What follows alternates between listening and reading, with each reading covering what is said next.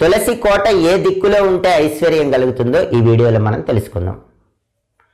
దేవీ భాగవతం ప్రకారం, బ్రహ్మవైవర్త పురాణం ప్రకారం తులసి కోట ఇంట్లో ఏ దిక్కులో ఉన్నా సరే సకల శుభాలు కలుగుతాయి. తూర్పు, పడమర, ఉత్తరం, దక్షిణం ఏ దిక్కులో అయినా తులసి కోట ఏర్పాటు చేసుకోవచ్చు. అయితే ఒక్కొక్క దిక్కులో తులసి కోట ఉంటే ఒక్కొక్క రకమైన ప్రయోజనం కలుగుతుంది. తూర్పు దిక్కులో తులసి కోట ఉంటే దీర్ఘ సుమంగళితత్వం కలుగుతుంది.